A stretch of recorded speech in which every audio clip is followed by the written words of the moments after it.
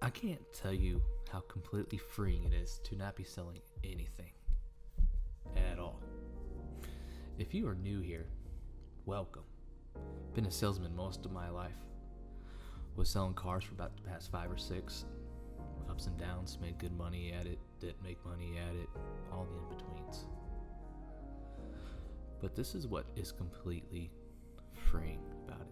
Let me just be completely honest. I hate the whole thing, really. I hate the whole game. I hate the business side of it, like on my side of it, and then I hate it on the customer side of it as well. I'm just gonna ramble just for a second. Hope that's okay. I got nothing better to do. So, being a salesman, people don't trust you at all, especially a car salesman. And it doesn't matter if it's really your friends or your family. If it's your friends and your family and they go buy a car, there's always like this awkward tension in the room. It's like if they didn't buy it from me, like I expect them to buy it from me. Now, whenever I was brand new in the car business, like say probably the first 4 or 6 months, it's like, yeah, I want all my friends and family. But after a while, I didn't want to sell my friends and family a car. I wanted nothing to do with it because whenever I hang out with my friends or whenever I go to a family function or dinner or whatever, everybody wants to bring up the car business. They always want to ask that, and they don't tell me, I'm going to come buy my car from you or whatever. I don't care. I am just there to enjoy the conversation that we are trying to have. I don't want to talk about cars. For one, I know you ain't come to buy a car from me because you were saying for the past 4 years. But anyways, that's besides the point. I hate it. Then on the customer side, see, look, I think here's part of the problem with the car business. Really with sales in general is we all want to protect ourselves, right? And I don't blame anybody for that feeling. But what happens is, since there is, in my belief, there is more people that are good and that are loving and that are caring than those that are bad and want to harm, want to hurt, want to take advantage of. Don't get me wrong, they're there. And typically good people, especially good-hearted people who don't know themselves and don't know how to set boundaries within themselves, don't know who they are, we are like magnets. I say we because I was one I'm 37, for about 35 years of my life. I was a magnet for this, for a lot of reasons. But I think what this causes is an atmosphere, energetically, around the world, really, is since we all want to protect ourselves, what ends up happening is we end up being deceitful ourselves. I've seen a lot of times. Because we don't want to give up too much of this or too much of that, rightfully so, because nobody trusts each other. And since nobody trusts each other, it just creates a toxic environment wherever we go. And I'm an empath. And I feel that stuff. Now, thankfully, with training and mental health and learning a lot, I've learned how to manage a lot of that and especially how to ground out and get rid of negative stuff. But before I didn't. But even with learning this and learning that it's not necessarily my energy that I'm picking up on, it's other people's energies, it wears me out. I can't do it no matter. And after a couple years, let me back up for a second. I was a pretty big alcoholic from from my teens all the way up until 35. And then once I got sober is whenever my whole life changed. My life has changed completely since I got sober. Completely. Now, this is not a thing about drinking or don't drinking. If you want to drink, drink. I don't care. Just for me, it held me back so much. We wouldn't be having this conversation right now if I still drank. But anyways, once I quit drinking, after a couple weeks, after kind of like, the vision started coming back and getting regular sleep and stuff, I realized then I hated the car business. Because I drank at work too. I drank all time from sun up to sundown, right? I was one of those. Very high functioning alcoholic. I would have to be intoxicated at work. This is what I told myself then.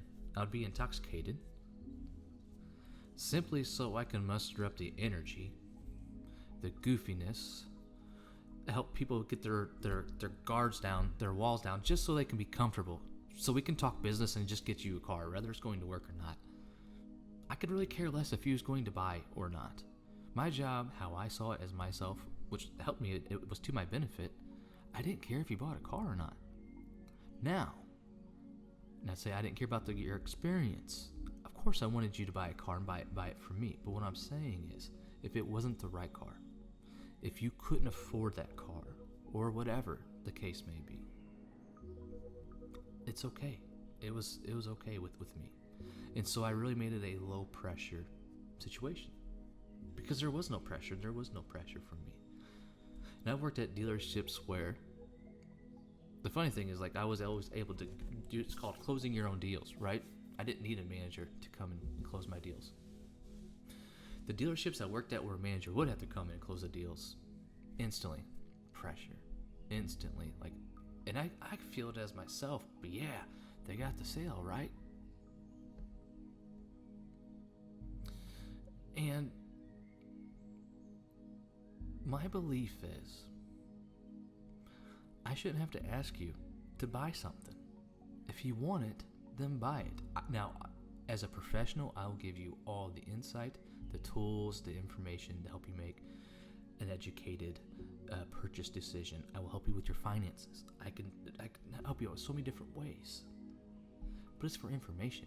It wasn't to screw one over. So I just got tired of that. And then month after month, it all starts over. You could sell 30 cars in a month. I remember this one time I sold 30 cars, like 32 cars, the biggest month I ever had. And at the end of it, my boss says to me, he says, Jake, you're a 50 car month guy. And I was like, thanks, boss, I appreciate that. He said, no, you're a 50 car month guy.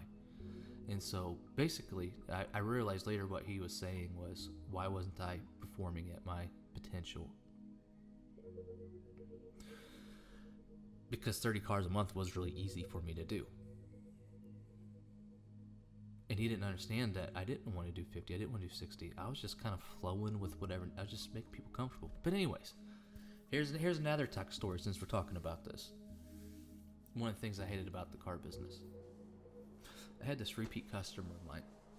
Great kid. Bought like 2 or 3 vehicles from me. I think 3. From my very first dealership, and he followed me. You know how much of an honor that is if I sold you a car and then you followed me to a different location to buy your next car? I felt like that was such an honor. That was such a cool thing. And this kid, he did that. And we sold him a Ford Edge. And this Ford Edge didn't have a lot of miles on it. It was a nice car. I didn't know there was anything wrong with it, but as soon as he bought it, the check engine light came on. Okay, cool. Not cool. It's what it sucks about is like, yeah, it's going to get fixed, but it's inconvenient, right? Now you got to stop doing whatever you're doing to get this car fixed that you just bought. And so this dude, so he gets the car back to us the next day, and we fix something, and then as soon as we give it back to him, the check light engine came on again. So this time I worked at it. I won't say what brand I worked for, but we took that car to Ford to get it fixed. They ended up having to put a whole new engine in it, right? This guy hasn't even had his car for a day, and it's been gone for over a month. He's already has to make his first car payment. Okay, in and out of our rentals and stuff like that. And this kid is so nice, and I could tell he's frustrated. Of course, I would be too. Bought a brand new vehicle, fixed, unfixed, and now it's getting a new engine in it. Cool, but now he's going to have a brand new engine. So anyways, when it's time for him to pick up his car, the GM of the store that I worked for at the time, he said, all right, you can pick his car up. It'll be $100 to cover the warranty. Excuse me? $100 for him to pick up his car that he already bought and that we sold to him. The check engine light was on as soon as he left. It was that type of shit that bothered me. Now here's the thing. This is what sucks about it. I would have paid the dude myself. I didn't have the money to do it. I didn't have the money to pay for him. I just came back from Florida. I had no money myself. I could not help this guy, and I felt so bad. He has no idea to this day how bad I felt over that situation. I thought it was completely wrong. And so it was like situations like that why I left that toxic environment. I can't take advantage of people. Not knowingly. Like, that just made me so upset. So as I reflect today, I've been out now for about 3 weeks, I guess. 3 weeks. I don't know what I'm going to do with my life. I don't know. I know that I love making videos and learning and sharing. I know that my Facebook grew from 20,000 reach to over 120,000 people in 7 days. I think that's pretty cool. I'm just going to keep trying to do my thing. Keep decompressing. Keep relaxing. Keep meditating. Keep growing. Keep listening. I've had a couple different job offers. Hey, come sell this, come sell that. And they've all sound interesting. And one's like, well, work around your schedule. You make this much money. You're doing 20 hours a week. And I believe them because I know how sales can be. And I know I can do it. But I'm done. Whatever I do, I know I will never work for somebody else again. Now, I might work for you, but I won't work for somebody else. I won't have a direct boss over me. And what I mean by work for you is I mean by serving mankind any way I possibly can. That's what I want to do whenever I wake up, is just simply say, universe, how can I serve you today? What can I do? With whatever gifts, talents that you have given me, whatever little voice that you have given me, what can I do to honor you and show you thanks? I'm so thankful to be where I am today. All my needs are met. Needs, not once. Working on that though, working on this manifestation stuff. I find it very interesting. But anyways, if you watched all this is the longest video I've ever done. I'm not going to edit this. I'm going to put some background music on to it. But if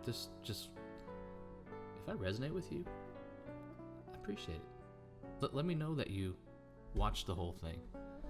That you listened to it. I think it'd be kind of cool to know that you did. Just let me know. And if nobody's listening, it's okay. Because now I have more documentation of my life, because all we have is our memories, and then whenever we record and jot down in history and write, otherwise it's just gone. But now I'll be able to remember this moment, my realization of whenever I felt that weight being lifted off of me about leaving sales. I just wanted to share it with you guys. Appreciate you. Bye.